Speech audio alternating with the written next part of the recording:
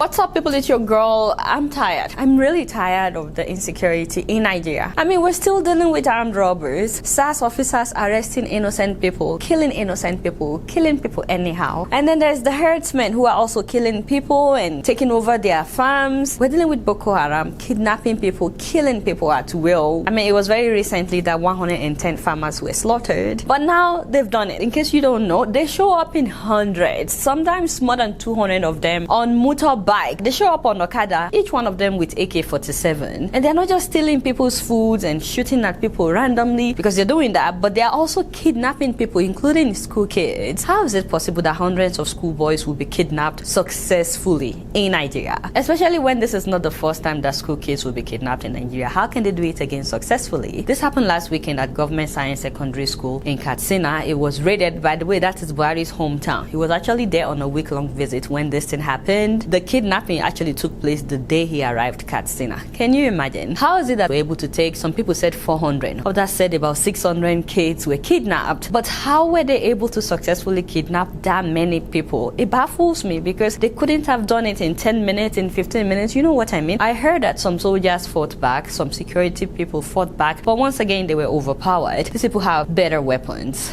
I was about to sleep when I started hearing sporadic gunshots before I could come out. There were many people that were already outside. Then we were asked to go back to our hostel. Then they said the gunmen are already in the school. We even climbed the school fence, but they asked us to return back. We thought they were soldiers who were trying to protect us, but unfortunately, they were not soldiers. Wow, so they must have dressed as soldiers. I mean, I talked about this in my last episode where I talked about the movie that was made, The Milkmaid, where they showed Boko Haram showing up dressed as soldiers. If you're yet to watch that movie, try to watch it. It will open your eyes to so many things going on. Once again, how were they able to get military uniforms? That many people, how were they able to get military uniforms to come disguised as soldiers? I mean, that would make sense for the boys to trust them, to go with them. Anyway, the thing that bothers me is not just the government that doesn't care, the Buhari's administration, but even we the people, I feel like we never care until we're directly affected, and then suddenly we want the whole world to care about what we care about. Did you guys see this tweet? Yeah, this guy on December 8th had tweeted that we are with Baba, that is Buhari, until 2023. Let the wailers continue to wail. Wow. So he's supporting Buhari despite all that is happening in the country. Can you imagine? But on December 12th, the same guy tweeted that 2 of his brothers were among the abducted students, and now he wants the whole world to care. You see, this is why it's very important for us to unite in condemning bad governance, not just when we're directly affected. You know, when the shooting happened in Lekki in Lagos, there were so many Nigerians who were repeating what the government said, saying that, oh, it's all just fake news. There was no shooting at Lekki, nobody died at Lekki, which is why now you will see a lot of people online who are saying the exact same thing with this situation. Some people are saying that there was no kidnapping in Katsina, it's all fake news, and they're just being sarcastic because they want the government to feel the pain that they felt when the Lekki shooting was denied. Now, what I don't understand is why we're having all these defense meetings. Have you been seeing all these meetings that they're doing instead of going after the kidnappers? I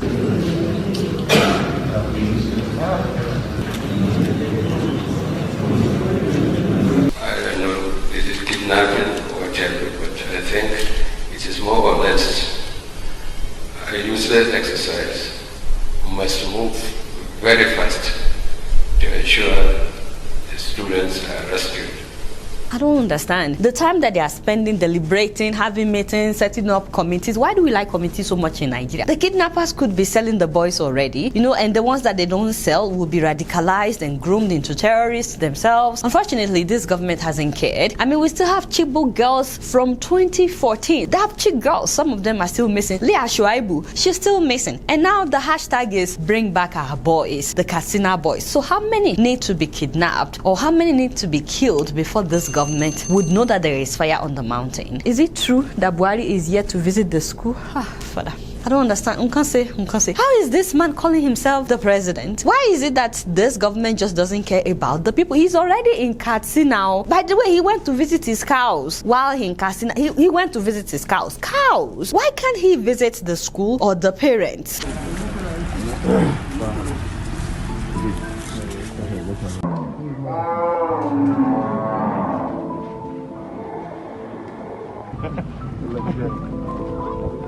How is it that cows are more important to this administration than human beings? He went to visit his cows and he couldn't visit the school or the parents. Now, to add salt upon injury, the presidential spokesperson Malam Garba Shehu told BBC that only 10 boys were kidnapped. Wow.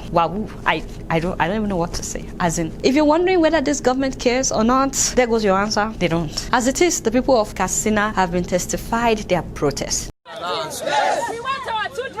We want our children. We want our children. Governor must talk. Governor must talk.